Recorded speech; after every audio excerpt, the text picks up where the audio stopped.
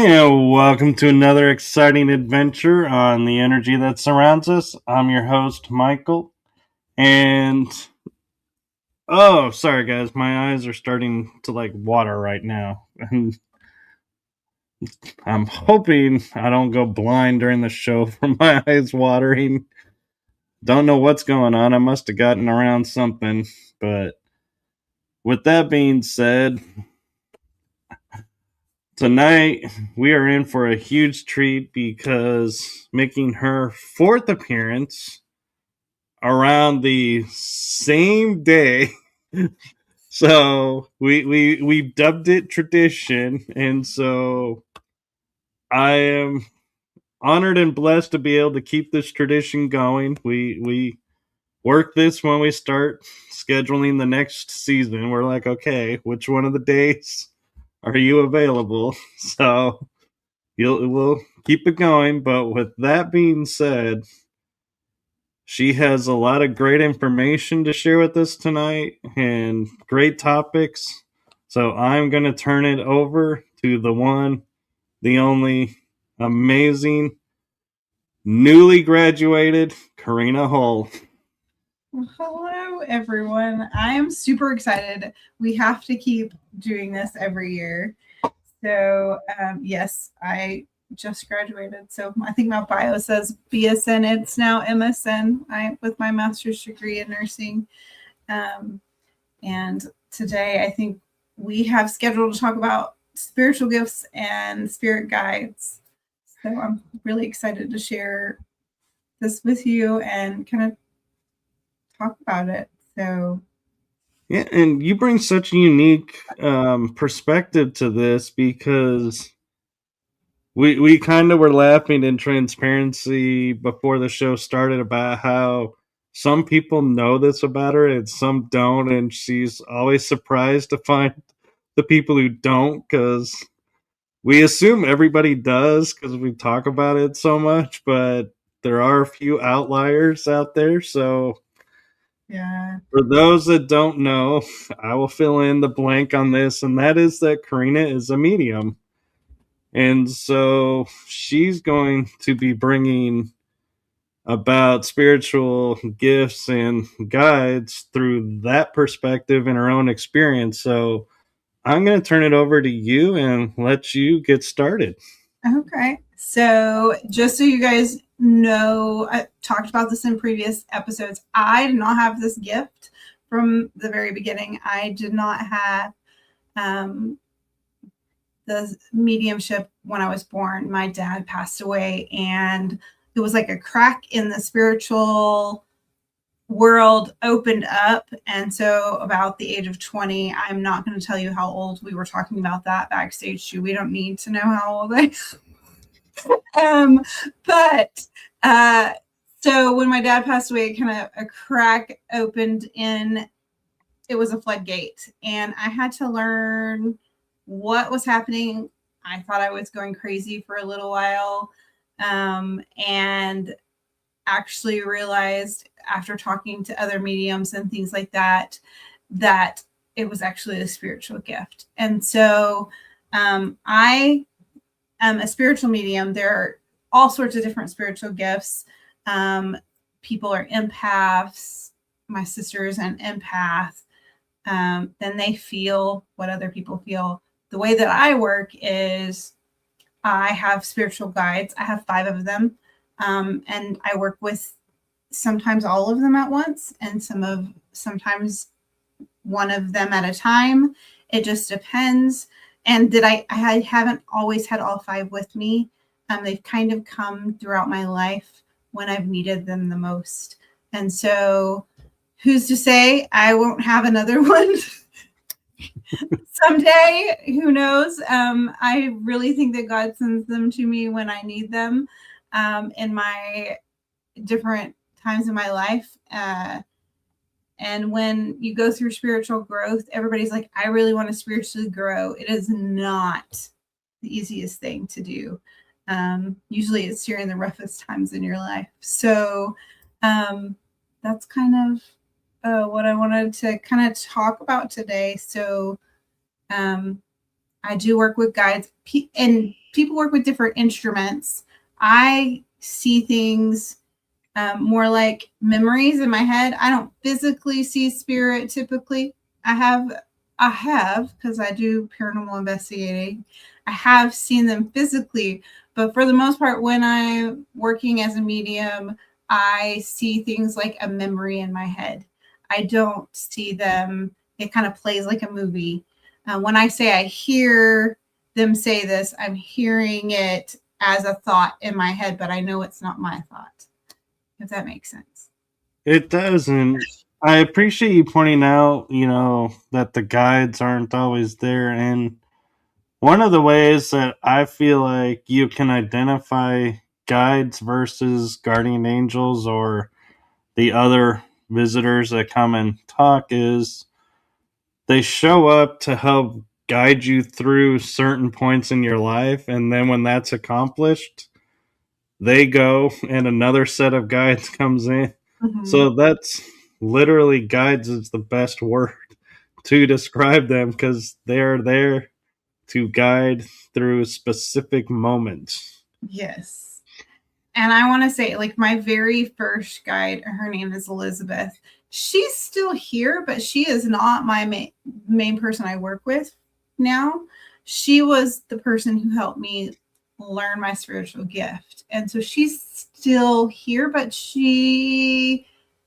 I don't work with her near as much as I did in the beginning. And so she is there because she was my foundation, but she's not who I work with most of the time. So I would say throughout my life, and there's been times when I've needed all 5 of them with me because life gets rough. Never. They're laughing. I don't know what you're saying about that. I mean, I will say the last, like, if you look back on our journey over the last 4 years, I probably have been there. I feel like there are times where I have been spiritually stronger than I am now. Not that I'm not spiritually strong. I'm just working with spirit a little bit differently than I did maybe 4 years ago. But it's because life has majorly changed and my spiritual gifts have moved in different directions too. So I kind of, sometimes you have to they kind of like let you physically grow, or physically you have to focus on the physical and not so much the spiritual, or you're doing both, but you don't realize you're doing both. Does that make sense? Well, it does. And I think part of it too is, and I may just be me, but I feel like you and I are kind of alike in this, is when you first get a gift, you're like all in and you're like, yes, let's do it. Yes, let's this. And then as the years go by, you're like, yeah, I still have it, but I don't need to use it like that. And so it adapts and becomes more fundamental. So yeah, it looks like you're not doing it as much, but actually you are. It's just you're not more outward about it because you're like, yeah, I've learned how to use it better and how it's just natural now and not have to go through all of this that I thought I did to bring it about. Yeah, just like I think that there are times where it's just right there, and there are times where spirit makes it very abundantly clear that I need you to focus on this. But for the most part, like you said, I think that you learn it's part of me now. Like it, for a long time, I felt like spirituality and my everyday were separate, and now it's my spirituality and my everyday are together. And I will say that I was in the closet with my spirituality for years because I was very, very much condemned by family, by other people who don't understand my spiritual walk. And I've just come to go, this is who I am. It's a gift that God gave me. And if you don't understand that, it's a conversation and a lot of prayer that I've had with God myself. And so it's my walk with God and not yours. I just have that conversation with them now. And I'm like, I'm okay if you don't agree. It doesn't hurt my feelings. It used to, it doesn't anymore. Well, and I think one of the important things to point out, and you kind of touched on it a little bit when you said they were laughing, Mm-hmm. is everybody has this idea that the spirit guides are like strict, no sense of humor, there to teach, they're like a teacher. Maybe And sometimes, but there they are moments. I I know that I couldn't have a guide that way because I am a silly, spontaneous person, and I feel like spiritually they know that, and that's what I need. And I need someone to go, Karina, get your stuff together, or you're being ridiculous. Like I mean, they will really literally say those things to me and or laugh at me and be like, yeah, I told you. So Yeah, and I think that's important to know because it's like, when I first started investigating, I thought you had to be serious because this is, serious work and there is fun in it. And when you start to have the fun is where more stuff starts to happen. And so I feel like when you're working with your guides, if you're being all strict with them and being like classroom etiquette, I feel like you might be missing out on some of what they have to offer because they're they're beings just like we are. They have a fun side, they have a serious side, and they have a side of I don't know what we're calling what you're doing right now, but yeah, I'll just wait over here until you figure it out. right. I told you which way to go, but you are going the opposite direction of what I am trying to guide you to. And so I'm going to sit here. And then when you're ready to come back, we're going to have that conversation. I think that that is, people think that if you're a spiritual medium, you're like my sister and I like made a really funny TikTok a long time ago where like people think like ghost hunters are like all serious. And we were like, really? We're just silly people. And we do get a lot more that way. But also, we try to be our authentic self. Like, spirit can tell when you're not being yourself. Like, it's who wants to be like that all the time? I know spirit doesn't. So I always am like, I gotta be myself. This is who I am. And part of it too is I was very closeted with it for a very long time and scared of what people would think. And so now I'm just like, here it is. And like you said, I mean, literally, I was talking to somebody last week and I was like, oh, yeah. And we're going to do that. I'm going to talk about spiritual guides. And they're like, what? I didn't know you were a medium. I didn't know. I'm like, oh, I didn't even, it doesn't, I don't just go, hey, I'm a medium, by the way. You don't have that Ida Joe sign over you that says medium No, with the arrow no, pointing down. no. I'm a normal person. Like, that happens to have a spiritual gift. And I think everyone has spiritual gifts to an extent. You just tap into them, or maybe you can't handle that type of gift. I mean, I think that everybody has a little bit of something. Like, my husband is the biggest skeptic in the world. Okay. I tell you all this. Okay. And really and truthfully, I didn't really open up to my husband about my gifts until a few years ago because I was that closeted. Like, it was personal to me. It was just something I did. And so he finally went on an investigation with me and saw me be able to say, no, he knows that I didn't know anything about the location. And what I was able to talk about, well, I feel like this happened and I feel like this happened, and where we're right on. And he was like, and he didn't really talk about it until we left. And he goes, are you sure you didn't know any of that? How did you know those things? So like we were able to talk about my gifts, and now he understands. But he will be the first one to tell you it was a raccoon under the house. It's causing all of the things. Those pesky raccoons.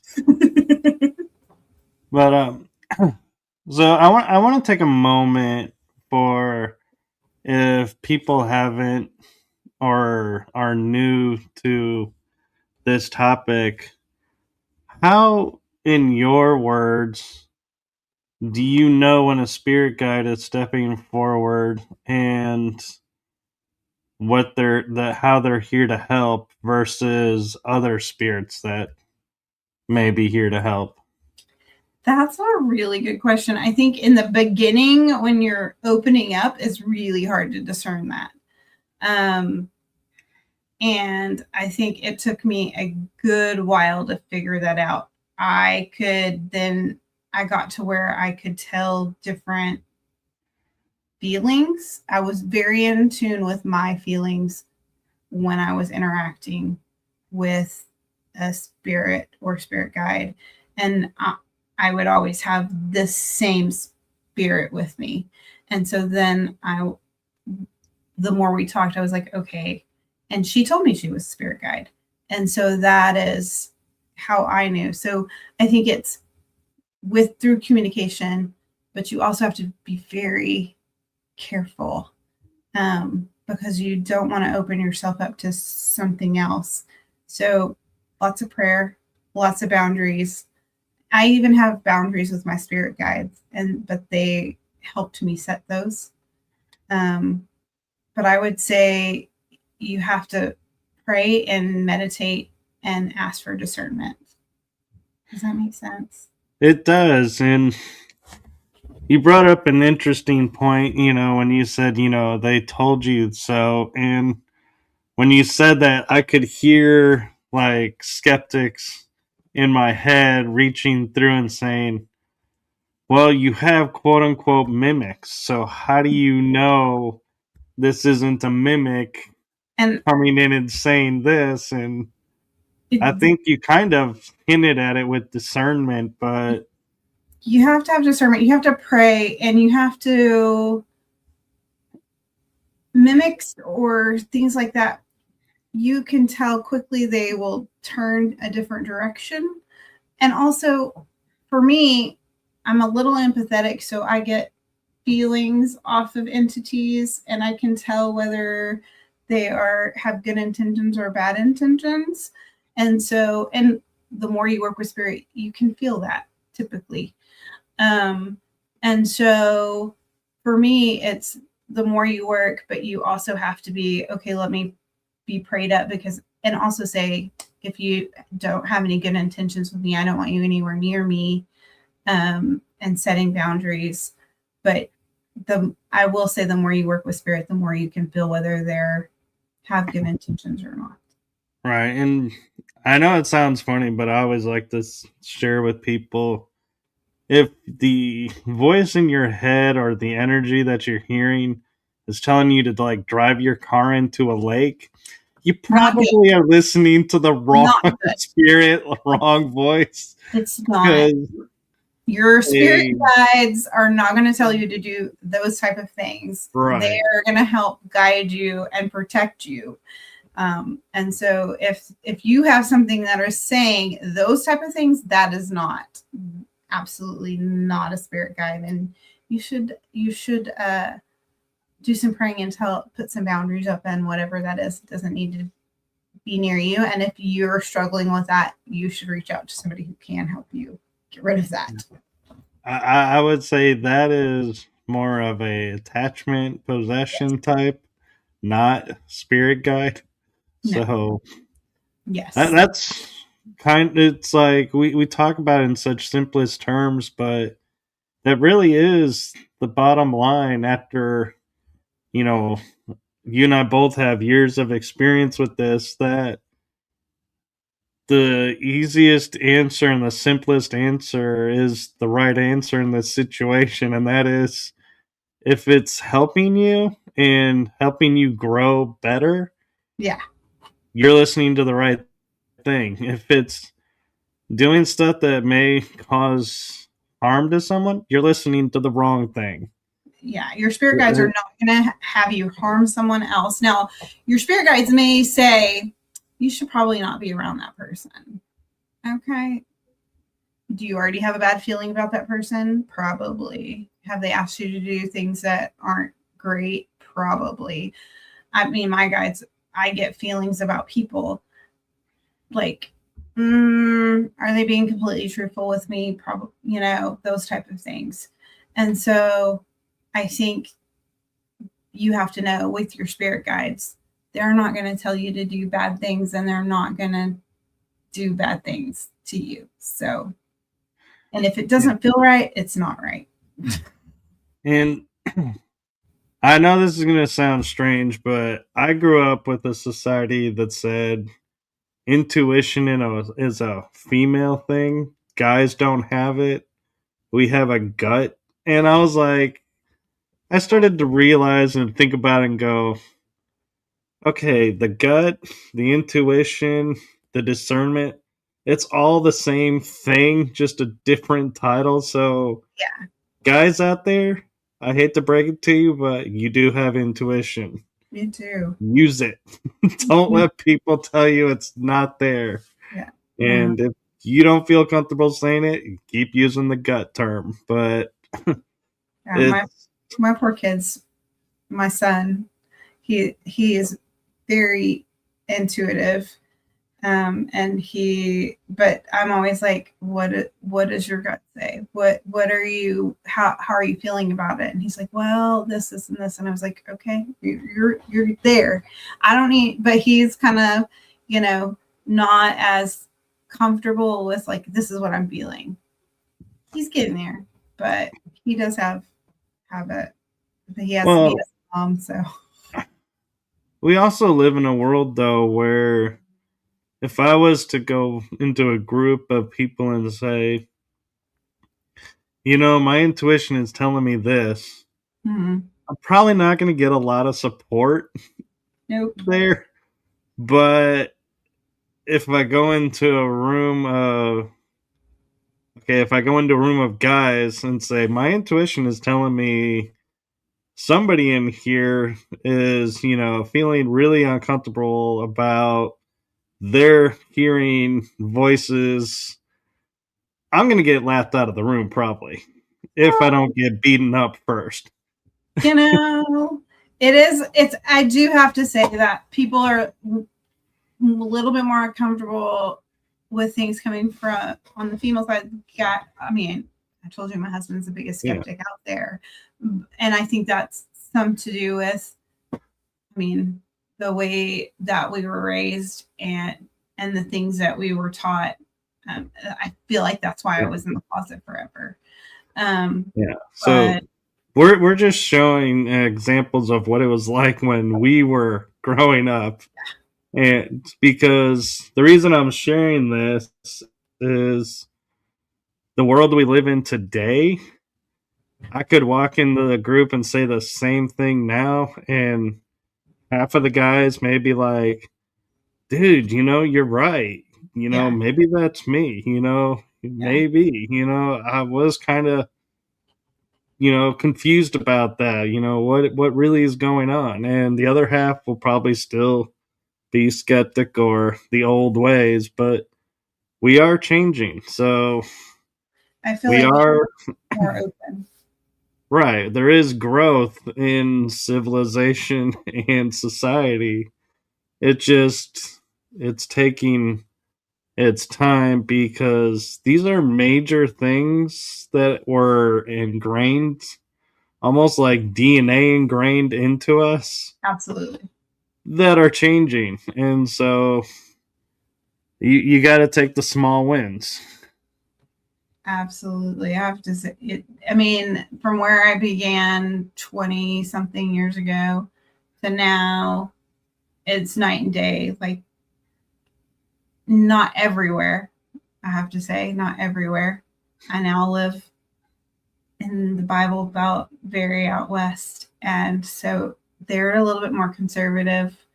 But I have to say, because this is where I grew up, they're a lot more open than they were when I was younger. So, not everyone is, but a lot more people are accepting nowadays than they used to.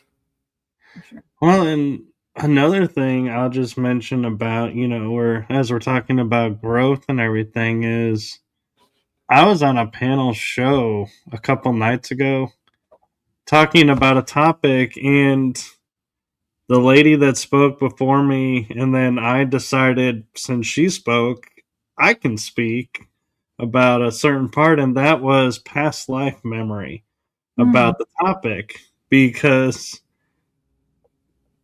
past lives are something that people still don't fully understand, and really, it's still kind of in the limbo, so to speak, of is it real or not real. So it's not really talked about as much as, say, like UFOs or cryptids or ghosts.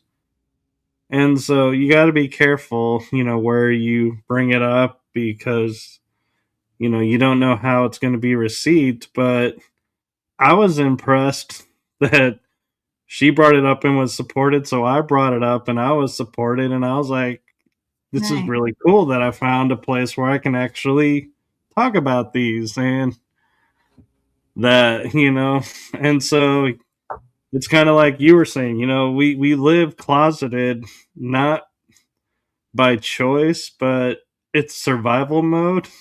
Mm-hmm. And it's really cool that we are entering an age, and I'm not talking about the age of the fire horse that starts tonight with the I eclipse, know.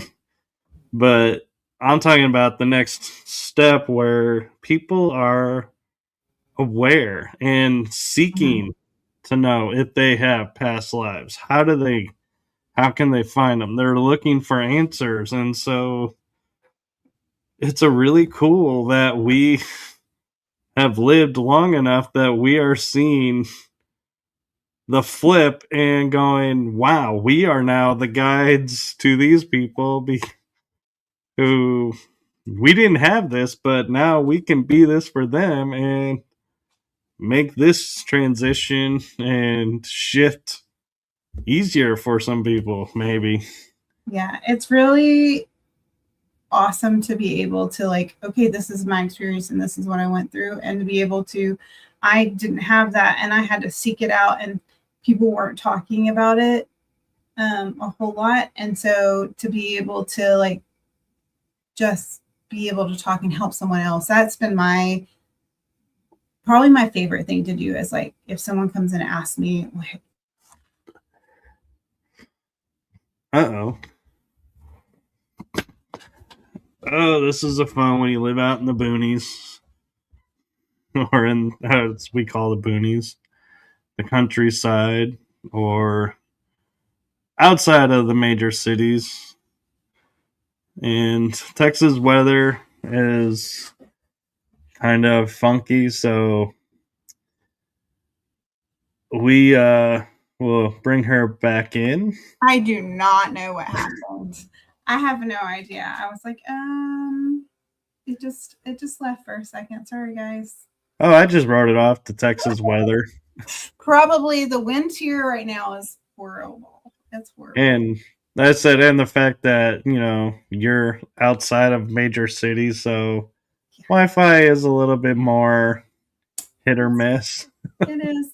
I live in the middle of nowhere, a little bitty town. So, but yeah, it's, and we're talking about spirit stuff, so it could have totally been my guides going, let's just play with stuff that happens to me sometimes with technology too. It's like, really, really, guys.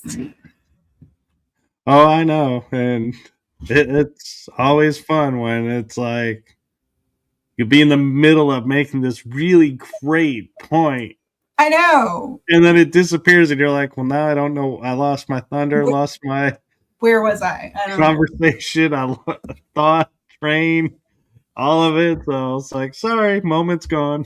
Yeah, no, but it is. I think we were talking about being able to share our gifts. And I really love, that's the thing, is finding people who have different gifts and realizing that not everyone's gift is the same as yours, and learning about how other people work has probably been the coolest thing for me. Like, there are people who physically see spirit. My gift, I don't. And I think a lot of it has to do with how you can handle those type of things. I think that when my dad passed away, if I physically had seen him standing there or had physically seen a spirit standing there, I would have freaked out and thought I was crazy and ended up hospitalized. I'm pretty sure that probably would have happened. I think that spirit gives you things in a way that you can handle. And so that they know that I can handle it like a movie in my head, like a thought. And so does that mean that my gift will not change to the other? No, actually, people's gifts change all the time.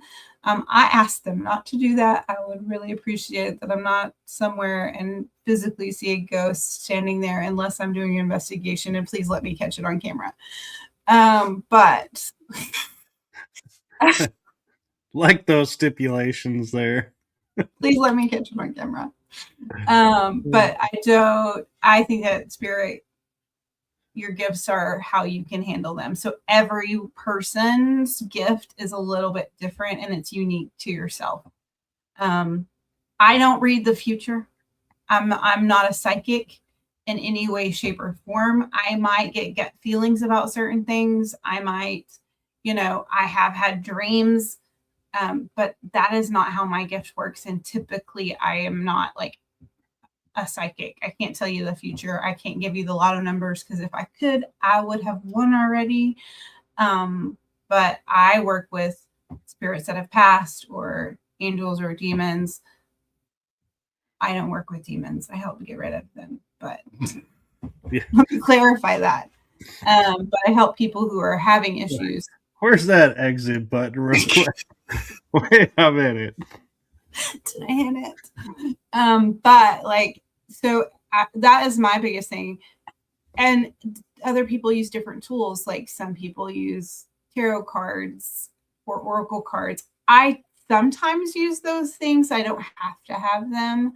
But if I'm in a big group setting, sometimes they help me focus on things. Some people use pendulums. You got your cards. I have two of my decks sitting here. Some people use pendulums. I have two team members who use rods really well. I cannot use the rods. I tried. Do you know what those rods do in my hands? They go like helicopters. Like, they do not work for me. That is not. And my spirit guides laugh. If I try to use a pendulum, they're like, you don't need that. Like, they will tell me that is not for you. So not everything is for everyone, but you have to find what's right for you and what works for you. And one thing I would like to kind of piggyback with that is I have the ability, I can pick up dowsing rods and make them work right away. Same thing with the pendulum. And I think it has to do with how I grew up with the energies and my relationship with them. Mm-hmm. What's important, though, is remembering not everybody learns the same. And so if somebody comes up to you and says, I want to learn how to use this, and you go, just do this, and if they can't make it work, and you're like, well, maybe this isn't for you, that's wrong a little bit, because that's a judgment. And you just got to remember that everybody learns at a different pace. And so you have to act. What I find myself doing is I'll actually go back to a basic and go, well, ask this question and see what the rods do or what the pendulum does. Yeah. And go, okay, now we got that. Now ask this question. And if it responds the same way, I go, what are you thinking right now? because people don't realize the power of the mind. So if you're thinking this isn't going to work, they're not going to work no matter what you do. Yeah. But the bottom line is when you go to an investigation or you go to see a medium or a psychic or somebody and you're like, I want you to teach me this gift. Look at how they use it themselves, because if they're going to sit there and be like, well, I do it this way and this is the way to do it, Yeah. you're got the wrong teacher, Yeah. because no one has the only way to do it. And so just be mindful and just, notice if somebody's using them. Like if two people are working together using it in different ways, those are probably the people you want to ask, hey, can you show me how to do that? Yeah. How does it work for you? Those type of, that's the biggest thing is if you're trying to teach someone is remember everyone's gift's different and everyone works different. And so I do a lot of how are you feeling? What are you feeling? Because a lot of mine started with feelings. Are you seeing anything? Are you smelling anything? Those type of things. And then if they want to learn different tools, I don't use them because my guides don't want me to, because they want me to rely on them more. And that's why if I try to use rods, they go crazy. They're like, you don't need these. We want you to focus spiritually and trust in what you're feeling and seeing.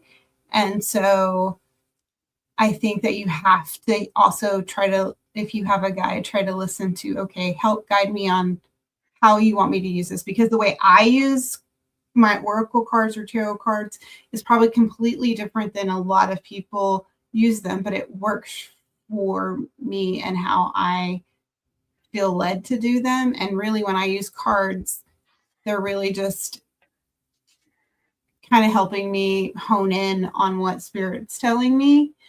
And so everyone does it a little different. And my sister will read cards, kind of she'll do a full spread, but she will also then sometimes do it just like me. Let's just flip cards and see what we get. So it's different. It's harder to read. It's also harder to read for someone you really know. I prefer to read for someone I don't know, because it's more validating. It's also more validating for me because I don't know that person, and I can't have heard that from them before sometime. And I also can't read for myself. It's really difficult.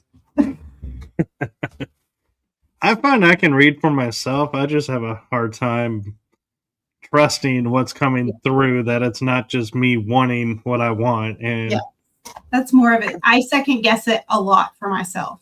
Like I don't second guess so much for other people, but when it's coming through for me, I'm like, am I just wanting that, or is it really? And so I will typically, if I'm trying to pick up on something for myself, use cards a little bit more, because then I can hone in on it. But then I still second guess that. I'm not gonna lie. I'll be like, okay, we'll see. yeah. And there is a divination tool that I think when people try to use it is mixed results. One, because of the persona around it, and the other is just it's a really strange tool, and that's the psychomantiums, where you're in a room with a mirror around you and you can see things. But I know from experience and reading and studying on what they are, there are, warnings that go with them of, you have to be in the right mindset. Well, you have to be in the right mindset for everything you do. Yeah. That's a given. But they say, like, the psychomantium, you can go in there, and if you're not prepared for what you'll see, it can have major impact on you. And I feel like some people will approach it and be like, nope, I'm not going in there. Or they make light of it and are like, oh, yeah, you should totally go in there because, nothing.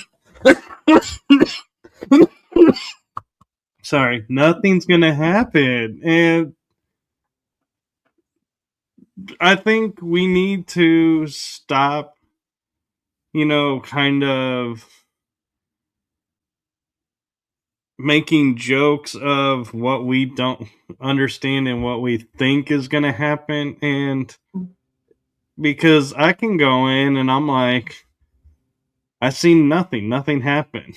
Somebody else can go in and be like, oh my God, because they've set themselves up to be psyched out. Mm-hmm. And so we have to be careful when we're using the gifts and abilities. When we go to places like that, we have to keep in check our emotions, our Mm-hmm. mental state, our physical state. Everything has to be in alignment. And when you enter there, be open to what's coming through, but at the same time going, yeah, if you don't have my highest, interest in mind, you can stay in that mirror world. Sorry, but you ain't coming to me. You ain't using me to get out of here. Mm-hmm. You're stuck there. I think But I haven't dealt with that a whole lot, but I think that anytime that you're going into a situation spiritually, that you have to be so self-aware. Like you were just saying, like if I'm not physically, mentally up to things, um, I can't be doing this for someone else because I can't even right now for myself. And I will tell you this last year, you've probably noticed I haven't investigated a whole lot on my pages and stuff because honestly, I had some big life transitions and I was not in a place to be able to do that for someone else because I needed to spiritually ground myself. I had a lot of health changes for the better for the most part, but like my work, I had a huge life change that didn't work out. I had to transition to another job, and so mentally, I wasn't able to help other people as much, and so I had to be self-aware and know I'm not ready to do that right now, and be okay with saying that. You have to set boundaries not only for other people but for yourself too, because I could not then have gone into battle mode and battled someone else's issues because I was having issues myself. So, if that makes sense.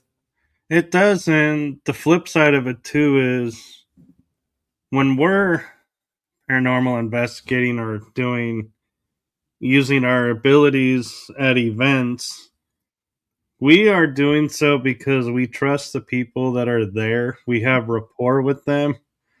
And so if I'm in a compromised state and I go there to support someone else, I can't truly support them the right way because I may be like, we may go to do something and I'm like, oh man, I got to step away. And Mm-hmm. I step away, I'm missing what's going on. And when I come back, they could have, be somewhere else and something happened. And I'm like, well, I don't know what happened. And I can't help because I'm not even aware that something's happened. And that's the other thing is, say, Karina and I are on investigation and she starts acting all serious and is like quiet. That's not me. I would be in my right mind. I would be like red flags start going off and going, "Hey, Karina, we might need to step outside or Mm-hmm. maybe step into another room, kind Yeah. of brush you off a little bit." get you some water Mm-hmm. and go back in if we so choose. But if I'm in a state where I'm not feeling 100%, I'm going to miss that potentially. And you're going to be like, how could you let that happen to me? And I'm going to be like, yeah, I really shouldn't have been there. We shouldn't have been there, should we? And we're going to be like kicking ourselves, going, why did we do this? Why did we, quote, be the hero that, Yeah, showed up when we weren't ready to show up? And yeah. I will this say went that really sideways really fast. I went back. I did an event and I should not have gone because I wasn't ready. But I knew quickly after. I had a great team who were able to handle things, but I wasn't. I was not ready to be back, and realized it. I thought I was, and I was like, I'm not ready to be back at this, and I don't need to be because I am not 100%. I'm not mentally there yet. And my guides, luckily, were with me and kept me safe, and everybody was safe. But I didn't listen. I did not listen, and should have. And so, honestly, you have to. If you are not physically and mentally prepared or okay, it's okay to say you're not okay. That's like I always tell people, it's like I'd rather you tell me I can't do this because I have to take care of me than to go into a situation where you're not. We would then be in a little bit more, you're compromised. And so I have done a lot of healing over the last year to say I just tried to go back. I wasn't ready to go back. I'm getting to where I am. I'm in the midst of writing a book and going to tell all the stories of all of the things, but it's been a journey. And I think my spirit guides, I had to go through that to get to where I am now, to say it's okay to say I'm not okay. Right. And that's important. And it's like I said, we don't need to be the hero because we're team leads or we're lead investigators. We don't always have to show up No. because it is perfectly fine and is actually better to role model taking care of yourself. And on that note, I'm kind of curious because we've been talking about, a few gifts, and there's so many out there. Mm-hmm. And I feel like we're kind of only talking about the usual ones that everyone's used to.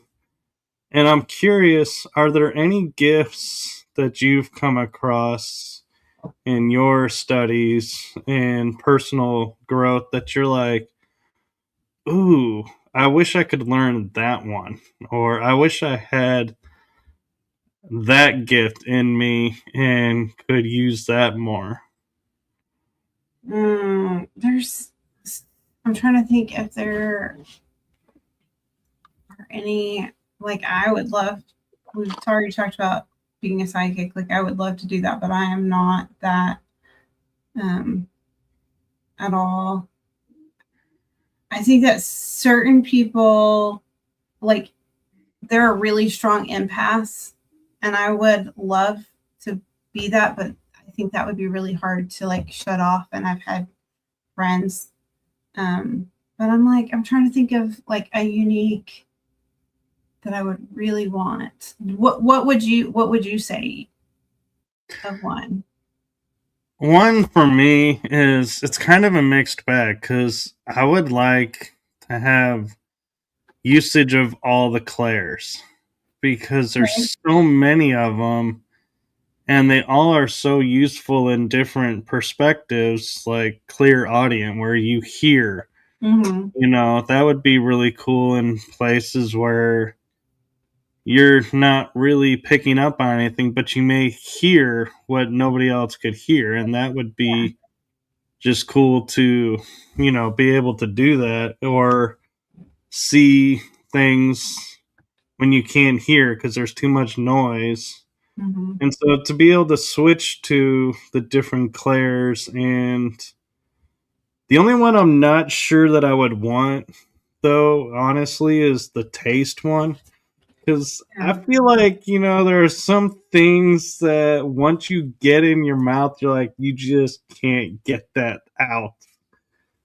And I'm like, I no. don't. There's been a couple of like when I get visions, and I will have to. And part of it I think is because of my medical background, so I know the smells and the tastes and the. I can tell you what blood smells like and taste in the air, and so I've had that in different places, and I don't love it. Like the taste of, I don't want to taste anything gross. I would not. I don't think I would want that. I've had it rarely, but I've had a lot of smells. A lot of smells. Yeah. Smells would be a hard one because there are some smells. I'm sorry. I don't want to smell. You get a whiff of that, and everything you had that day is instantly coming up. There is no ands, ifs, or buts, and I don't want that on, and being somewhere and going, oh, I'm getting a smell of. Oh, okay, hold on. Anybody got a bucket? I need a bucket now. See, I guess smells don't bother me as much, but also that has to do with my profession. And so I am used to all sorts of smells that would come in. And so I think that's why sometimes I will get smells because I will take that smell and put it with a disease or some sort of something, and that helps me. So I think um, that's probably why I get them a little bit more. I don't think I physically want to hear things because I we hear them on investigations occasionally, and it's great. I do love that when I hear things, it's a thought, it's not a physical hearing. Because I think that would, if I had people whispering all the time, I think it would drive me crazy. Right.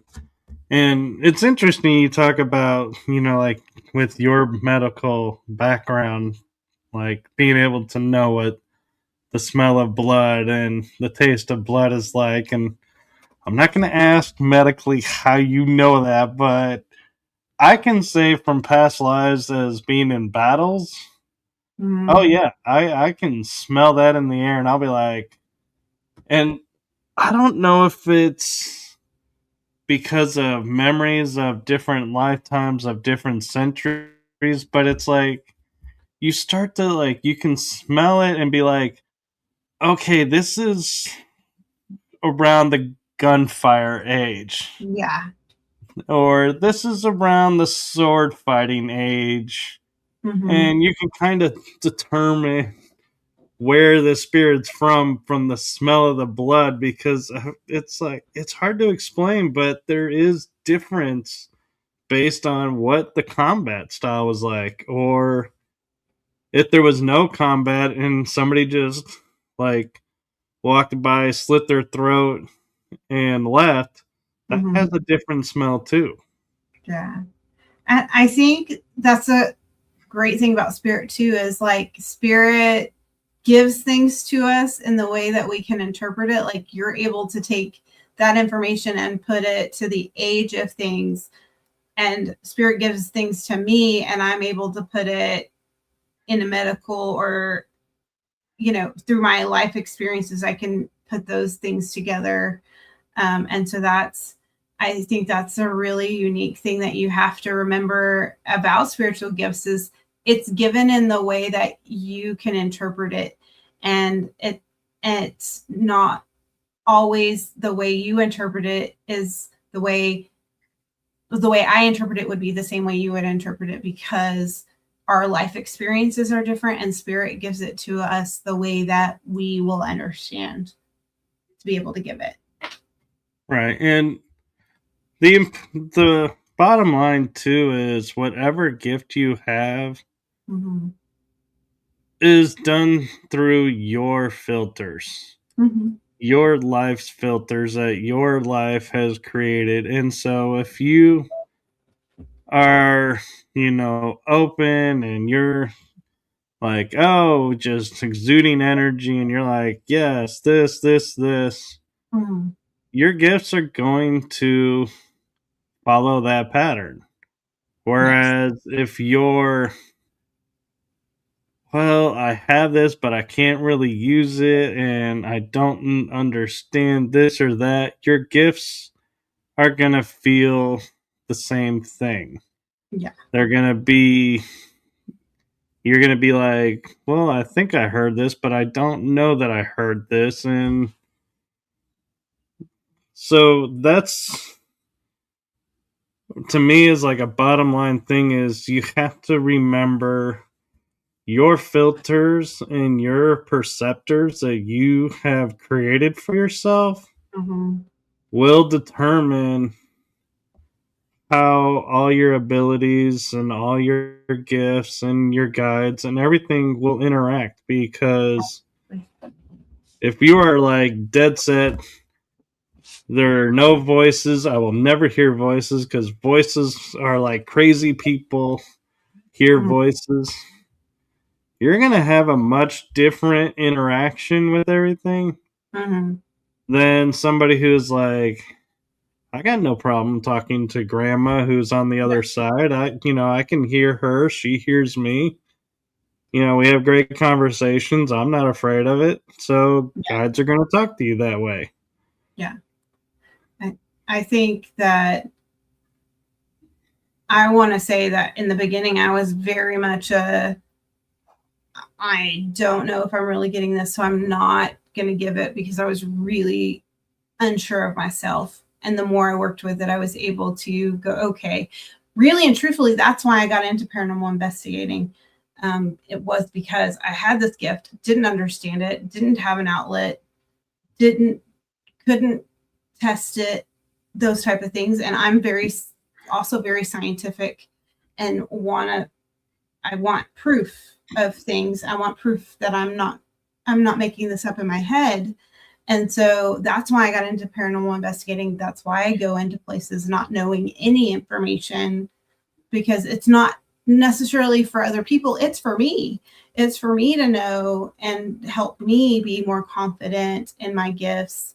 Um, to go, oh, but I also have people that are with me that are able to have that information and can either say, no, you're not on, you're completely on, you're not on the right path, or yes, or those type of things. So I think that's why I got into paranormal investigating. It really helps me to hone my gift, and it helped for me to be more confident. You have to find the right outlet and the right people. I think that's important, that you surround yourself with people who are going to support you, and not um, steer you the wrong direction. So you kind of have to find your support system.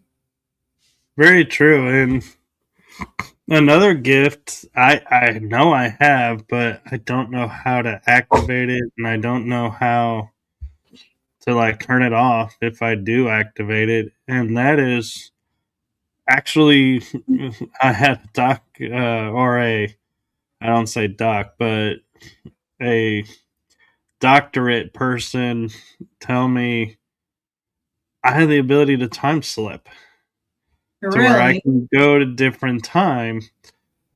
And she was explaining, because I was talking about twice in my life I've been on a battlefield and I could smell the blood in the air, the gunpowder in the air. I could hear the movements. It's like I could taste the battle energy, and I could see the movements of everything. It's like all my senses were in that moment. And she says that is time travel, time slipping, is when all your senses are engaged in that moment, in that experience. You are physically in that time as an observer. Oh, wow. So I have And not ever heard that or felt that. So that's interesting. Yeah, because it's like, and I had it happen at Yorktown with the Revolutionary War, and I had it happen at Vicksburg, to where my mom was like thrilled because she's getting like, it'd be like I was handed a mic and going, okay, we got the Blues moving up on the left and Oh the wow. Braves are moving up on the right. There's gonna be a clash. Who's gonna win? And it's like commentary almost, but I was like, I could literally like picture where all the movements of troops were. Mhm. Even Yeah. though when you go to Vicksburg or Yorktown, there are no bodies.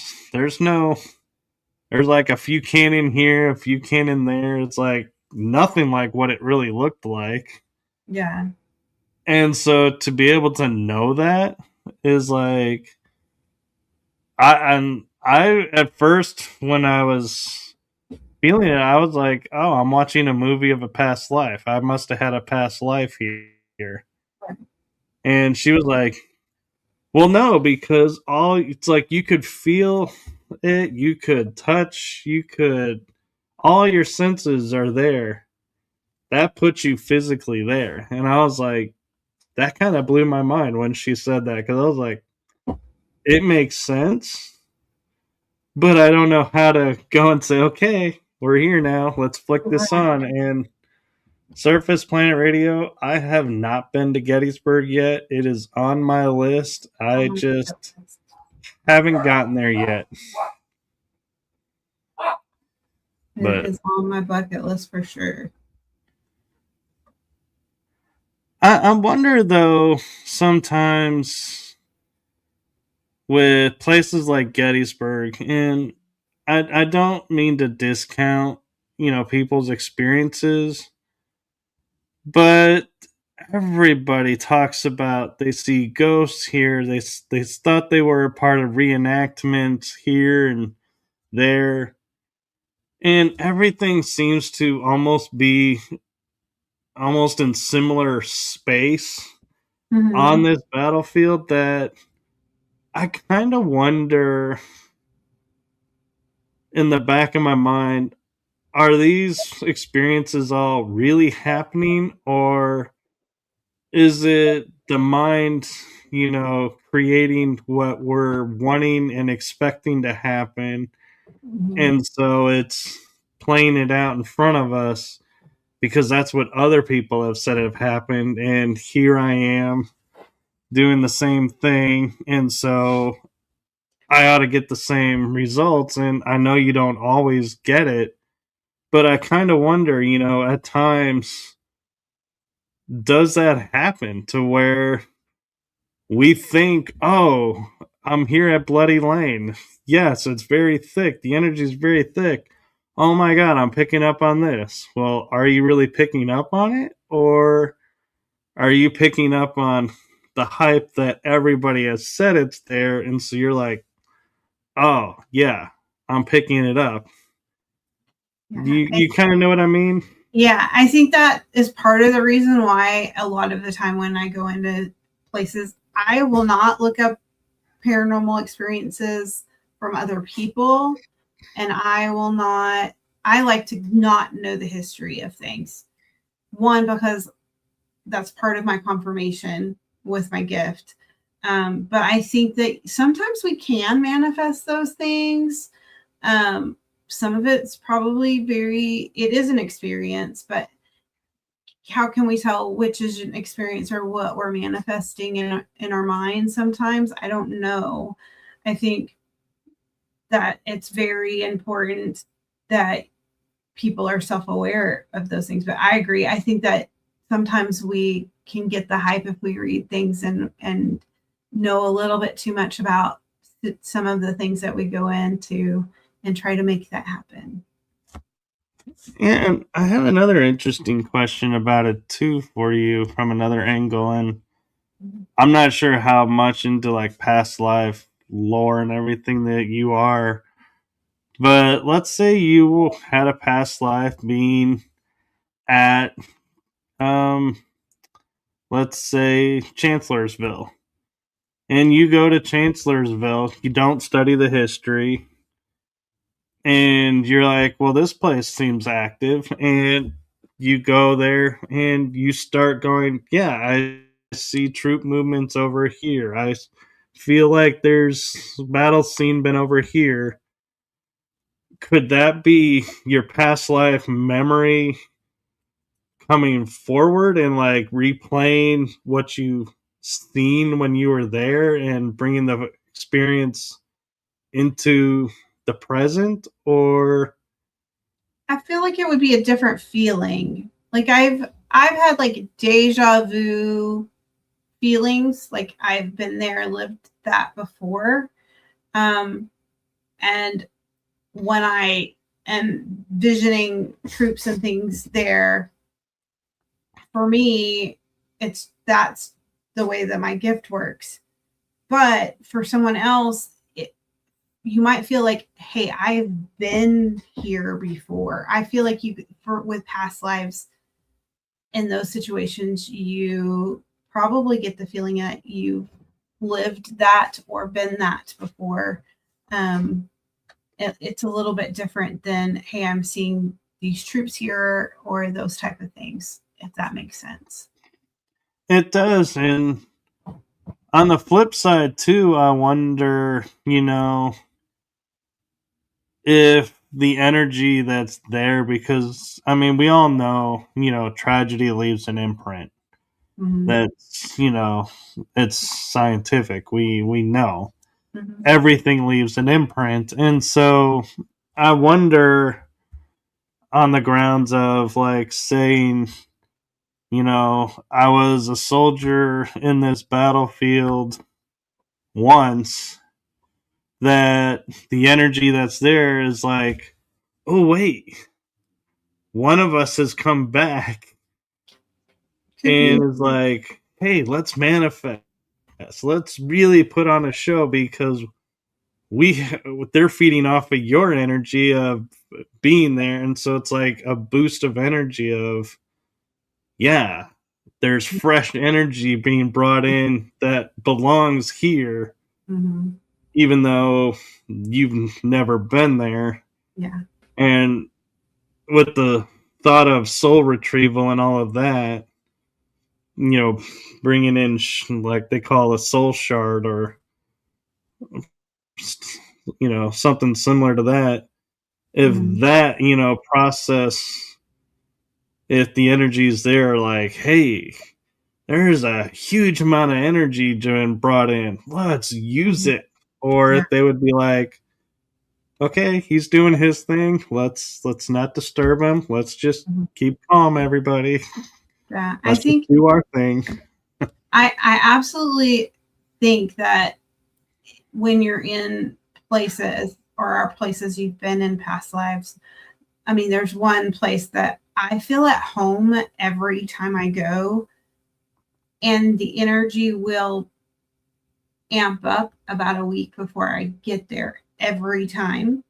And it's Myrtle's Plantation. I feel it, like I feel at home every time I go. I don't know why, but I feel like somewhere in my past life I was there or around there, but the energy will amp up every time before I go. I haven't been in years. It's time to go again.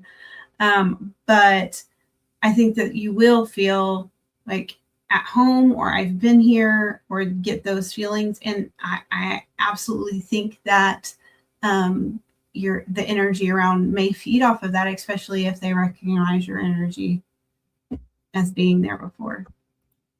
And Myrtle's Plantation, I've been there once, and I get what you mean. And there was one thing that stuck in my head when I was there doing the tour, and it stuck in my head in such a way that it's like I look at it and go, that's not right, or is that really right? Is that really what that means? And in which case, do we need to look at France? And that is the fleur de lis, and how it's on the doors to trap or keep out Mm-hmm. spirits. And if that's a real thing, then I'm like, wait a minute. What about the French flag? They've always used the fleur de lis. Yeah. France has got its own history, but because they use the symbols in everything, is that why they had such a tumultuous history? And I don't know a whole lot about that part of it. I mean, who knows? I mean, I haven't been to I've been to Europe. I went to Italy, but I really would love to go to France and just be there to see and feel that history, because if you think about it, US is really young compared to Italy and France and the UK, and so Actually, not so much. I mean it's a lot younger than I mean, we have history here. There have been people here, but the history, a lot of like probably the more negative history or tumultuous history prior to that was probably more in Europe. I So, think. you may not be aware of this, but America was colonized in BC with the Really. Phoenicians. Mm-hmm. They were sailing up the Mississippi getting copper. We were actually supplying copper to England and Europe. And so our history is not like we're told that we are not like 300 years old, that we are actually just as old as everybody else. It's Mm-hmm. just our history was we were colonized, we were mined, then when that was no longer needed, we Mm-hmm. were vacated, the natives did their thing, or indigenous, whatever you want to term you want to give them. And then we returned and we're like, hey, look, we found new land. We're like, no, this land's already been known. Sorry, but okay. And when we think about it, we always are like, how did the indigenous know we were whites and from Europe? Because we just arrived. They wouldn't have that knowledge. And history has never really said why they knew.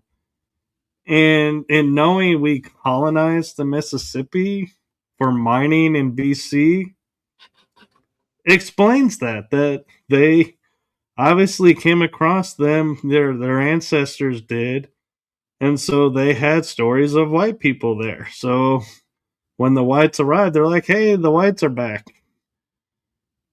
Oh no, because you know what happened the last time they were here. Get prepared, everybody. And so it kind of makes the history make sense, Mm-hmm. where if we look at, well, we're only a young country, our history doesn't make sense. Mm-hmm. And so it like was interesting to me, and like how important it was on the back of Phoenician coins is the Mississippi Valley, the Really, Mississippi River. I had no And idea. so it's like, yeah, we were known just as long as everybody else, but we just weren't colonized like everybody else. And so it makes our history like there's gaps. That makes sense. Makes sense. No, I had no idea. I don't know any of that. Yeah. And I mean, everybody has left their mark here in America. We have Egyptian marks, we have Aztec marks, we have Mayan marks. Mm-hmm. I mean, everybody has been in America at some point in pre Columbian time to ancient times. And so it took me a while being a history major to come to terms that we are not a young country anymore. We have a history that stands toe to toe with the rest of the world, but we just don't get to hear it and we don't get to study it because we would have to rewrite our textbooks, and we all know how America loves to rewrite textbooks. This is true. This is true. But yeah, and so is there any advice or any message that you want to give to anybody about seeking any spiritual gifts or getting in touch with spiritual guides, or both if you want to do one for each? Okay. So I would say don't go guns blazing into it. Like sometimes you have to take baby steps. If you feel like you have a spiritual gift, I have a journal. Like I will say start writing the things down that you are feeling or seeing, because one, a lot of times when I get things, I don't remember them.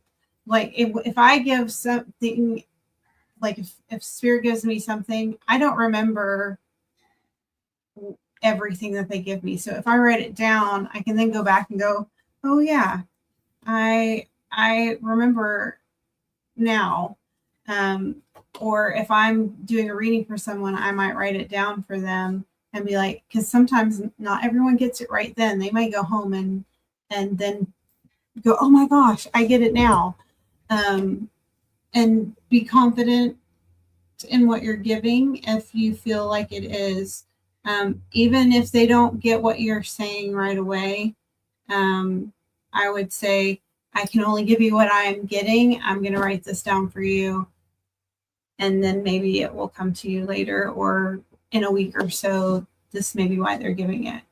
But I would say get a journal. That's the biggest thing, is write things down and what you're feeling in the beginning, because it helps you sort everything out.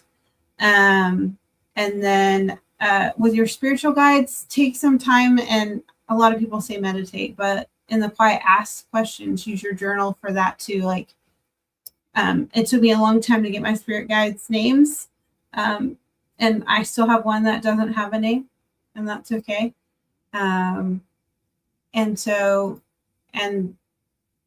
what do you want me to address you as, or how do you want, asking those questions like, why are you here?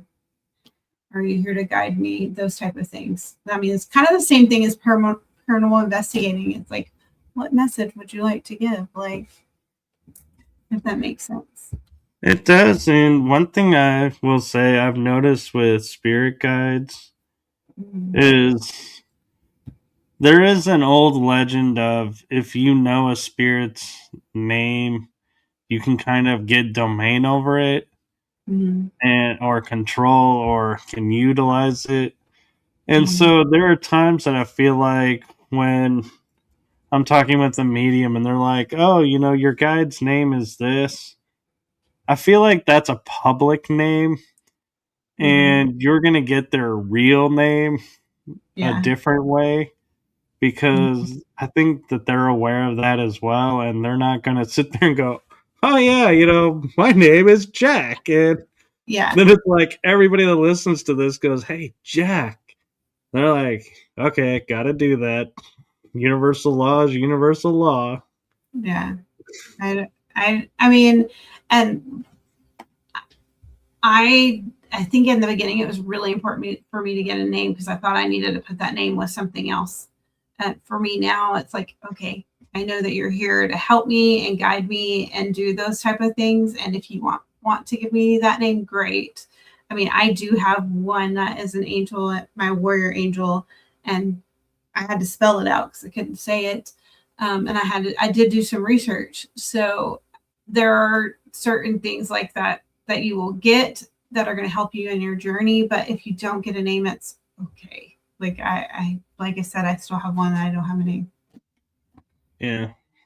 What's in a name? Ask Shakespeare, he'll tell you.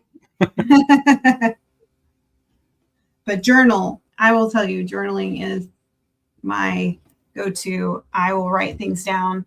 I I have even written things down that wasn't my handwriting. So there you go. Very cool. And so, with the few minutes that are left, is there anything you got coming up that you want to promote? I don't have a whole lot coming up. I am in the midst of writing a book, and it really is talking about my my coming out of the closet. It literally is called Stepping Out of the Darkness. I'm hoping to have it finished within the next few months, but I'm really asking Spirit to help me, guide me, and I want to do it right. It's really talking about being in the closet spiritually, how I came to be confident, what gifts I've had, what kind of the tribulations I've gone through with not only family, but friends who just don't believe that I'm doing the right thing. And I had to come to terms with God and say, okay, God, you gave this to me. What do you want me to do with it? And learning to be able to say that to people who don't necessarily understand. So hopefully in the next, 6 months, that will be finished. But that's really what I've got coming up. I don't have a whole lot of other things coming up except for graduation in New Orleans. And that'll be my first time in New Orleans. So I'm kind of really excited about that. So Really, you've been to Myrtle's plantation and you never went to New Orleans? I've like driven around New Orleans and it's been on my bucket list to go. And I've been to Myrtle's, but I have not been to New Orleans. Like I've been to the zoo there and then we left. Like we didn't do anything like crazy. So I guess I've been to New Orleans, but I haven't experienced it like I really want to. So I will get to do that this time next month. Oh, next month? So then you'll be after Mardi After Gras. So I'm not a crowd person. If you haven't figured that out, I'm Mardi Gras will be over when I go. So that's what I was wondering. I was like, yeah, if you're going now, you're probably not going to be able to do a lot of what you think you're going to be able to do. No, we're going like, yeah, it's probably right after Mardi Gras is over. So I'm glad. Like I think it's great for some people, but we pick up on energy, so I definitely don't want to be in all of that energy for sure. I don't like crowds. I don't either, and which is strange because I'm always seems to find myself in them, but I'm always like, yeah, okay. How fast can it go? How long? This is my favorite moment when I start getting into a crowd. Is how long do I actually have to stay here to count as Being here, making my appearance and qualify as I did my bid? yeah. Now I can leave. I'm free. Yeah. Obligation done. I mean, I love it for a little bit. I just, especially with like Mardi Gras crowds, like I don't do concerts and things like that either because there's so many people. So I would rather go to small events and things like that than big events. Definitely. Mm. I'm with you on that. Well, I thank you for your time. I know you got to get up early for work, and so we're going to call it a night. And thank you for sharing everything and sharing your wisdom with us. Thank you for having me. I enjoy it and I am glad we have continued our tradition.